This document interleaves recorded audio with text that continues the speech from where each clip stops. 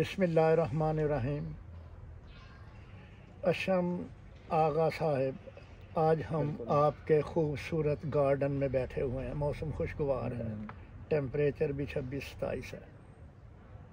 हम आपसे इसलिए आए हैं राजा गफूर अफजल साहब के हमरा कि आप का तारुफ और आपकी बातें, ख़यालात, आपकी जो सियासी मैदान में आगे बढ़ने के लिए काविशें होंगी, उनसे रेडियो आपकी आवाज़ और चैनल आपकी आवाज़ के ज़रिए डेनमार्क, स्कैंडिनेविया में मुकीम पाकिस्तानियों के अलावा पूरी दुनिया में आपकी आवाज़, आपकी बातें, आपके ख़यालात और आपका सियासी जद्दोजहद का जो प्रोग्राम है मुस्तकबिल में, उससे हम आज एक इंटरव्यू रिकॉर्ड करने आए हैं और रिकॉर्ड करके इसको दुनिया तक पहुंचाएंगे।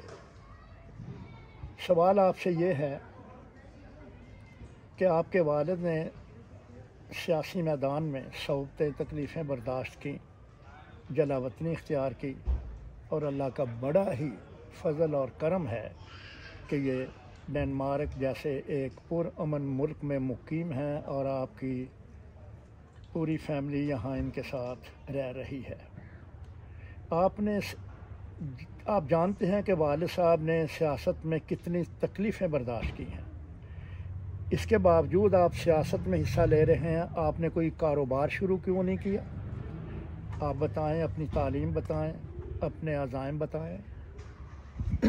बिस्मिल्लाहिर्रहमानिर्रहीम। सबसे पहले आपका शुक्रिया, आपको अस्सलाम वालेकुम, देखने वालों को भी मेरी तरफ से अस्सलाम वालेकुम। वालेकुम अस्सलाम। जी, आपने सवाल बड़ा अच्छा पूछा और हर कॉमन मैन यही सोचेगा कि पॉलिटिक्स में आप हिस्सा क्यों ले रहे हो। ऐसा इतनी यंग एज में मैंने क्या चूज़ किया कि मैंने ये पाथवे लेना है। एंड जैसे आपसे ही मेंशन कर रहे थे कि जो मेरे क्या फादर है, उन्होंने पूरी ज़िंदगी क्या पॉलिटिकली क्या एरिना में उन्होंने स्ट्रगल किया है, पाकिस्तान से लेकर डेनमार्क तक। अब मैं ऐसा इंडिविजुअल, मेरी अपब्रिंगिंग के साथ मैंने देखा है कि पॉलिटिक्स में इन्वॉल्व होना कितना इम्पोर्टेंट ना ही सिर्फ उनके लिए, लेकिन as a society, as a Pakistani Danish young individual कितना ज़रूरी है कि आप पॉलिटिकल डायलॉग में हिस्सा लें। एंड आप ऑब्वियसली क्या जो स्ट्रगल्स पाकिस्तान में थे और अभी भी है, वो आप डेनमार्क के साथ कंपेयर नहीं कर सकते। लेकिन ये कहना कि क्या डेनमार्क में मुश्किलात नहीं है, ये कहना मेरे हिसाब से गलत होगा।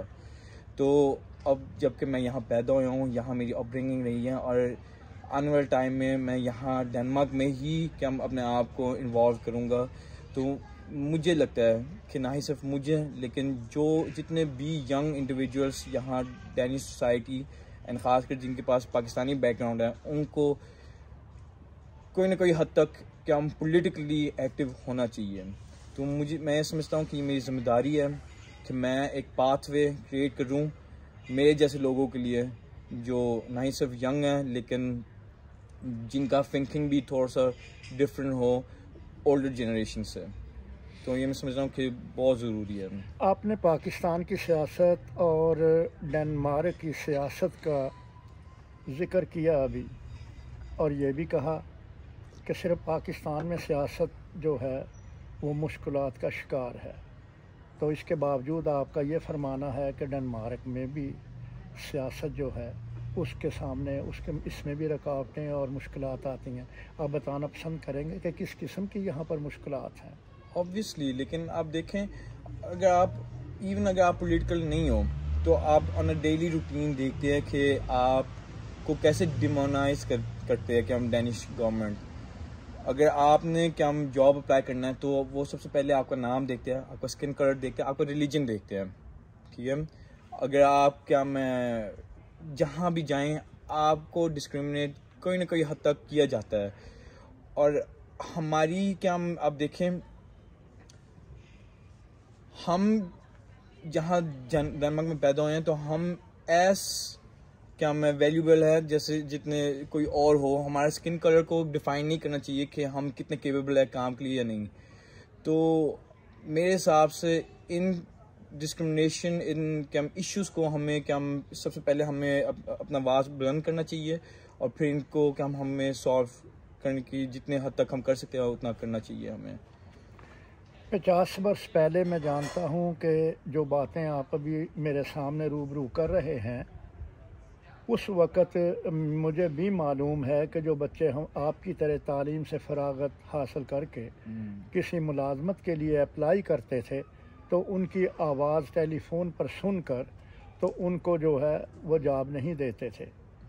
लेकिन आज तो ये सिचुएशन तब्दील हो चुकी है। मार्केटों में पहले मैंने देखा है कि जो आदमी रंगत की वजह से, तारकीन वतन होने की वजह से या फ्लूटनिंग होने की वजह से जंग ज़दा इलाकों से हिजरत करके डेनमार्क में आए तो उनको नौकरी नहीं मिलती थी, उनको जवाब दे दिया जाता था।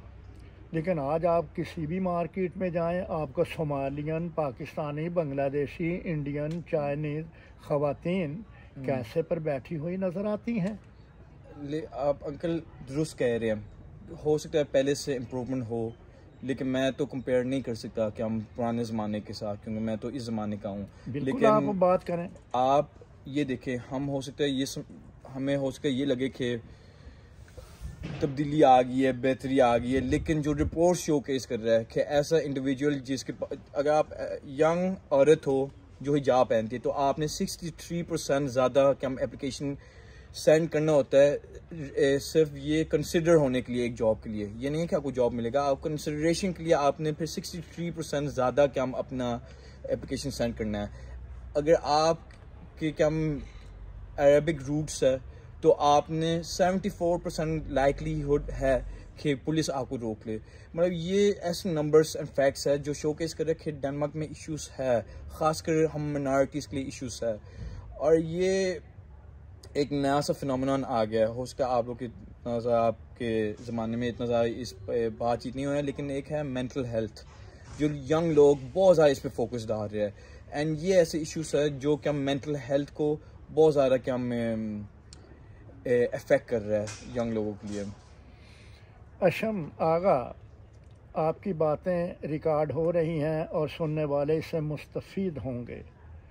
क्या आपने कोई ऐसी ऑर्गेनाइजेशन अपने नौजवानों के साथ मिलकर बनाई है कि जिन बातों को आपने ज़िक्र किया वो फेस कर सकें?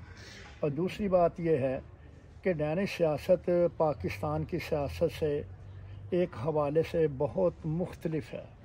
आप वहाँ पर घर बैठकर सियासत कर सकते हैं, लेकिन यहाँ आपको अल्लाह कामयाब करे, आप काउंसलर बने, आप मेंबर ऑफ पार्लियामेंट बने, आपको बहुत सारे लिटरेचर दिया जाता है, वो पढ़ना होता है, उसको तैयार करना होता है, आपने उसके मुताबिक जाकर स्पीच करनी होती है जब आपकी मीटिंग्स होती हैं। तो ये फुल टाइम जॉब है। तो क्या आप ये फुल टाइम जॉब जो है सियासत का, स्पेशली डेनमार्क कोपेनहेगन में, क्या आप इसके लिए तैयार हैं या कि सियासत से भाग जाएंगे? चलिए, मैं पहले आपको पहले सवाल पे एड्रेस करता हूँ जो आप पूछे थे ये ऑर्गेनाइजेशन के बारे में। और आपने बिल्कुल सही फरमाया कि मैंने अपने कम साथी के साथ इलेक्शन के एग्जैक्टली 1-2 हफ्ते बाद हमने एक ऑर्गेनाइजेशन शुरू किया जिसका नाम हमने रखा है काउंस पार्लियामेंट। अब ये एक ऑर्गेनाइजेशन है जहाँ हम यंग यूथ को मोबिलाइज करने की कोशिश कर रहे हैं। हमारा एक पॉडकास्ट है जहाँ हम हर हफ्ते के हम एक नए से नए इंडिविजुअल को बुला के उनके हम स्टोरी सुनते हैं लोगों को इंस्पायर करने के लिए। इसके अलावा हम इवेंट्स अरेंज कर रहे हैं। हमने पिछले दिनों ईद पे 200 के हम रेफ्यूजीज फैमिली मेम्बर्स को हमने ईद के हम ईद मिलन पार्टी, बिल्कुल, जहाँ आप यकीन करें 40 से 50,000 डेनिश क्रोन की डोनेशन हमें मिला था। ना पैसों के हिसाब से नहीं, लेकिन मतलब चीज़ों से, मतलब हॉबी पाव हो गया, खाना हो गया, ये वो, तो ऐसे सारी चीज़ें इंक्लूड हो गई ना। बिल्कुल, तो ऐसे इवेंट्स हम करते रह रहे हैं। अब पिछले हफ्ते मैंने क्या हम पाकिस्तान के लिए जो सैलाब का इशू था पिछले साल, उस पर मैंने एक डेमोन्स्ट्रेशन अरेंज किया जहाँ 5 डेनमार्क के सबसे बड़े तरीन क्लाइमेट ऑर्गेनाइजेशन शामिल थे। उन्होंने अपना पर्सपेक्टिव शोकेस किया। ग्रीन पीस, ग्लोबल एक्शन, मतलब एक्सटेंशन रिबेलियन, साइंटिस्ट रिबेलियन, ऐसे ऑर्गेनाइजेशन शामिल थे। क्योंकि मैं समझता हूँ कि जब भी कोई ना कोई इश्यू होता है नेचर के साथ, चाहे वो पाकिस्तान हो या तुर्की, पहले चंद हफ्तों के लिए क्या हम पूरी दुनिया उस चीज़ के बारे में बात करती है, लेकिन उसके बाद लोग इतना ज़्यादा क्या रिमेंबर नहीं करते उस सिचुएशन को। लेकिन लोगों को अभी भी मदद की ज़रूरत है, तो इसलिए मैं जितना कर सकता हूँ मैं कोशिश कर रहा हूँ इस इश्यूज़ को अवेयरनेस क्रिएट करने के लिए एंड यंग लोगों को इन्वॉल्व कराने के लिए जो सोसाइटी के इश्यूज़ एंड डिबेट्स है। तो उस हिसाब से मैं अपनी तरफ से क्या जितना भी मैं सोसाइटी में इन्वॉल्व हो सकता हूँ मैं हो रहा हूँ। तो मैं कह सकता हूँ कि आप पाकिस्तान की मोहब्बत में ये डिज़ास्टर जो है, फ्लड्स हो गया, कोई कर्थ हो गया, जल्जले आ गए, और अभी सुन रहे हैं कि मज़ीद तूफ़ान आने वाला है, समुद्री तूफ़ान। एक तो ये मोहब्बत है पाकिस्तान के साथ आपकी ऑर्गेनाइजेशन के मेंबरान की। दूसरा ये कि आप जो सियासत यहाँ डेनमार्क में करना चाहते हैं, तो ये जो आपने अभी इससे पहले बातें की हैं कि अभी डिस्क्रिमिनेशन जो है उसके लिए आप अपनी आवाज़ को बुलंद करना चाहते हैं। आप बताएंगे आपकी ऑर्गेनाइजेशन में कितने कारकुन हैं, ये मेंबर हैं या रुकन हैं? अभी फ़िलहाल काफ़ी नया है, तो हमारे पास एग्जैक्ट नंबर, क्योंकि हमने मेंबरशिप सिस्टम नहीं बनाया अभी हमने, लेकिन आप करीबन ये समझ लें कि 50 लोग क्या हम अभी लगे हुए हैं इस ऑर्गेनाइजेशन के साथ। मौजूदा हुकूमत जो पार्टियां हैं, मखलूत हुकूमत है, ठीक है जी। जब भी ये कोई कानून पास करना चाहें हमारे मुतल्लक, तो ये आपस में तय कर लेते हैं, मुतफिका तौर पर एक मुआहदा कर लेते हैं। क्या आप इस पोजीशन में होंगे कि जब भी कोई कानून गैर मुल्कियों के मुतल्लक, तारकीन वतन के मुतल्लक, या जैसे आप यहाँ पैदा हुए डैनिश पासपोर्ट होल्डर हैं, अगर देखा जाए तो इनको न्यू डेंस का कहते हैं, आप न्यू डेंस का हैं, तो आप इस जद्दोजहद में मखलूत हुकूमत जो मिलकर आपके मुतल्लक कवानीन को बिल पास कर लेती है, इसका मुकाबला कैसे करेंगे? आप देखें, अब सिचुएशन ऐसा हो गया कि हमारी जो एक आवाज़ थी पार्लियामेंट में वो भी नहीं रही, तो इन मुश्किलात को फेस करना अब हमारे लिए बहुत ज़्यादा डिफ़िकल्ट हो गया। जो पहले भी डिफ़िकल्ट था, लेकिन पहले कम से कम मलिक सिकंदर सिद्दीक था कि हम पार्लियामेंट हाउस में जो कि हमारी आवाज़ बन सकता था, अब वो नहीं रहा। तो अब हम आउटसाइड ऑफ द पार्लियामेंट जितना भी हम काम कर सकते हैं, जितना हम इश्यूज़ पे क्या हम काम कर सकते हैं, वो ही सिर्फ हमारी एक आवाज़ है। ना ही काउंसिल लेवल में है हमारा कोई आवाज़ है, ना ही कि हम पार्लियामेंट लेवल पे। तो मेरी क्या हम यही है लोगों को क्या हम रिक्वेस्ट कि अब हम तैयारी कर रहे हैं काउंसिलर इलेक्शंस के लिए एंड पार्लियामेंट इलेक्शन के लिए, तो अभी से आप लोग हमें क्या हम सपोर्ट करें, हमें क्या हम सिखाएं, क्योंकि आप लोगों ने ही हमारा पाथवे क्या हम बनाया है, आप लोग से ही हम सीख सकते हैं। तो आप आएँ, हमें क्या हम इवेंट्स पे बुलाएं, हमें क्या हम समझाएं कि किस तरीके से हमें क्या हम डेनमार्क को शेप करना चाहिए, जहां हम सब वेलकम हैं। राजा गफूर अफजल साहब सियासत करते नहीं, लेकिन सियासत समझते हैं। इन्हें भी मालूम है और मुझे भी मालूम है।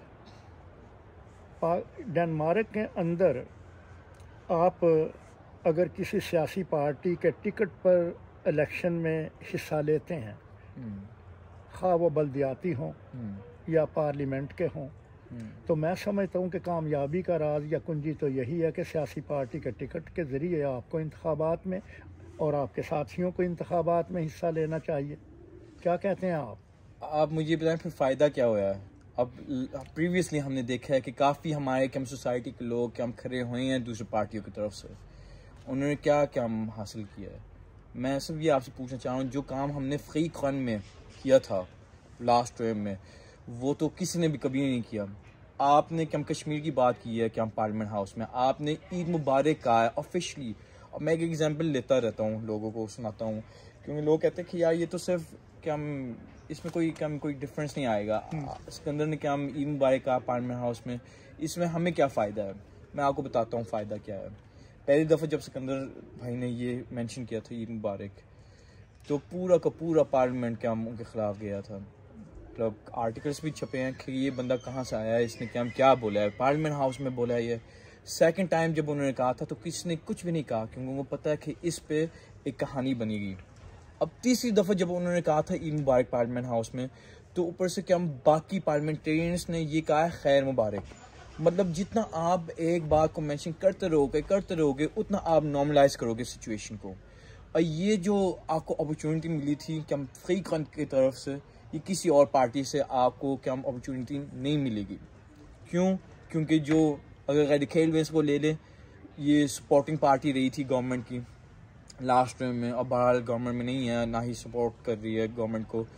लेकिन वहाँ आप इंडिया के ख़िलाफ़ नहीं बोल सकते थे। क्यों? क्योंकि डैनिश गवर्नमेंट का क्या तल्लुक़ है इंडिया के साथ, वो एक ग्रीन मोबिलिटी का काम डील क्या करवा रहे हैं। तो आप काफ़ी चीज़ों पे अपने आप को रिस्ट्रिक्ट कर रहे हैं। अगर मैंने अपने आप को रिस्ट्रिक्ट करना है तो मैं फिर इससे बेहतर पॉलिटिक्स ना छोड़ दूँ। अगर मैं बोल ही नहीं सकता फिर फ़ायदा क्या है पॉलिटिक्स का। हम आपकी बातें सुन रहे हैं, रिकॉर्डिंग हो रही है और लोग सुन रहे हैं। कहते हैं कि सुनने वाले ही मुनसफ होते हैं, वही जज होते हैं, वही आपकी बातें जो सुनकर आपको वोट देंगे और अपना फैसला करेंगे। ये बात आपकी सही है। राजा गफूर अफजल साहब और मैं, हम दोनों भाई ये जानते हैं कि इससे पहले पार्लियामेंट के मेंबर भी बने हैं, हमने कुछ नहीं देखा, और काउंसलर भी बने हैं और काफ़ी अच्छी तादाद में काउंसलर बने हैं। लेकिन ये है बात कि जब भी नज़दीक तरीन बल्दियाती इंतखाब आते थे तो राजा गफूर अफजल साहब के स्टूडियो में आप यकीन जानिए कि मेला लग जाता था इंटरव्यू देने के लिए। जगह कम होने की वजह से मैंने उन लोगों को देखा है जो सीढ़ियों पर खड़े हुए इंटरव्यू देने के लिए सीढ़ियों पर खड़े हुए हैं। अच्छा। लेकिन जब वो काउंसलर बन गए तो हमने उनकी कोई आवाज़ नहीं सुनी, उनको किसी ऐसी जगह पे नहीं देखा कि उन्होंने पाकिस्तान की हेल्प की हो, कोई ऑर्गेनाइजेशन के ज़रिए या हुकूमत डेनमार्क से कोई ऐसा फ़ंड लेकर उन गरीबों को दिया हो जो ज़लज़ले की नज़र हो गए, या हमारे मसाइल पर बात की हो। तो मेरा ख्याल है कि खरबूजे को देखकर रंग पकड़ता है, आप भी ऐसा ही करेंगे। अंकल आप देखें, मैं किसी के बिहाफ में नहीं बोल सकता, बोलें आप अपने कम बिहाफ से बोल सकता हूँ कि देखें जितना काम मैंने कम पार्लियामेंट के इलेक्शन के दौरान किया था उससे पहले भी किया है। आप देखें मैं पिछले 2-3 सालों से क्या जब से ये फ्री खान का पार्टी का क्या शुरुआत हुई है, मैं उस वक़्त से फुल टाइम अपना गिरा रहा हूँ पॉलिटिक्स पे। अब आप ये कह रहे हैं कि क्या मैं हो सकता है बाकी पार्लियामेंटेरियंस या पॉलिटिशियन जैसे कि हम गायब ना हो जाऊँ जब एक दफ़ा मुझे सक्सेस मिले। अब मैं आपको ये कह सकता हूँ कि जैसे मेरी तरबियत रही है, मैं कभी लोगों को नहीं भूलता जिन्होंने क्या मेरी मदद की है मुश्किल वक्तों में, एंड क्या जब हम सक्सेस भी हमें मिलता है। तो ये मेरी नेचर का है हिस्सा कि मैं ऐसे क्या वर्क नहीं करता। अब आप देख रहे, मैं जैसे पहले मेंशन कर रहा था कि पार्लियामेंट के इलेक्शन कितना मुश्किल था। इलेक्शन यकीन करें 3-4 घंटे सोते थे हम डेली। पहला इलेक्शन था, बहरहाल तो काम तो करना ही था, लेकिन उसके बावजूद एक हफ्ते बाद मैं फिर से काम पे लग गया था। हो सके लोग ना देखें कि जितना काम हम कर रहे हैं, लेकिन मैं आपको बताऊं ये 24/7 का काम है। और मैं ये काम इसलिए कर रहा हूँ क्योंकि मैं सीखना चाह रहा हूँ लोगों से कि क्या कौन से इश्यूज है, PA के इश्यूज है, FLIEM का इशू है, मतलब ये मैं सीखना चाह रहा हूँ। तो मैं जब इलेक्शन आएंगे और इंशाल्लाह कामयाब होऊंगा मैं, तो इस पे मैं फिर काम करूँ। फिर आप बताएंगे जब आप कामयाब हो जाएंगे तो फिर लोगों को पता चलेगा और आपका इंटरव्यू दोबारा लेंगे, फिर आप ये बता सकते हैं कि मैंने क्या क्या काम किया है। अंकल मैंने कभी भी एक इंटरव्यू पे मना नहीं किया, ना ही मैंने किसी इवेंट पे मना किया है। हाँ, अगर क्या मेरे पास टाइम ना होया, मजबूरी है, तो फिर मुश्किल होगा। लेकिन मैं आपको अभी से बता सकता हूँ कि ये कभी भी नहीं होगा। आप काम भी कर रहे हैं? काम फिलहाल मैं इसी ऑर्गेनाइजेशन पे काम कर रहा हूँ। नहीं, मेरा मतलब है कि ऑर्गेनाइजेशन में जो आप काम कर रहे हैं तो आपको बेनिफिट मिल रहे हैं? नहीं, अभी बेनिफिट तो फिलहाल तो नहीं मिल रहा। अब देखें, मैं पहले था हायर्ड डैनिश पार्लियामेंट में, ठीक है, तो मैंने ये अपने आप को कहा है, अपने क्या साथी जो मेरा है पार्टनर तैंगिल, उसको मैंने ये कहा कि हम 1 साल लगाएंगे इस ऑर्गेनाइजेशन को क्रिएट करने में। ठीक है। अगर ऑर्गेनाइजेशन हमें फंडिंग नहीं मिलती गवर्नमेंट लेवल पे या कम्यूनिटी लेवल पे, कि हमारी ख्वाहिश तो ये है कि हमें फंडिंग मिले कम्यून से, तो हम इसको ही चलाते रहें। अगर वो 1 साल में नहीं होता तो हम बाहर फिर कोई जॉब कर लेंगे, फिर यही करना पड़ेगा, क्योंकि खाना पीना मतलब तो फ्री में तो नहीं होता। सियासत के लिए तो पैसों की ज़रूरत है। बिल्कुल चलें आप बताएं, किताबें पढ़ते हैं? बिल्कुल पढ़ता हूँ। किस किस्म की किताबें पढ़ते हैं? अभी फ़िलहाल तो मैं एक किताब पढ़ रहा हूँ अपने दोस्त से, उसखन जो है जो कि हम पोइम्स लिखता है। तो फ़िलहाल तो मतलब ऐसे कुछ ख़ास नहीं, मैं यहाँ वहाँ थोड़ा बहुत जो भी किताब मिल जाता है। मेरा मतलब है पॉलिटिकल किताब पढ़ते हैं कि ताकि डैनिश सियासत की समझ आ जाए। एक तो सियासत है ओपन एयर, एक सियासत होती है इनडोर। बिल्कुल। उसके मतलब लोग अपने एनालिसिस लिखते हैं, किताबें लिखते हैं। तो आप ऐसी किताबें पढ़ते हैं कि जिससे आपको ज़्यादा समझ आए, आपके साथियों को समझ आए कि डैनिश सियासत में रोल कैसे अदा किया जाता है। बिल्कुल अंकल, मैं जितनी हद तक मैं कोशिश करता हूँ जो ऑन इंडिविजुअल लेवल जो अपने आप को बंदा ग्रो कर सके, वैसे किताबें मैं पढ़ता रहता हूँ।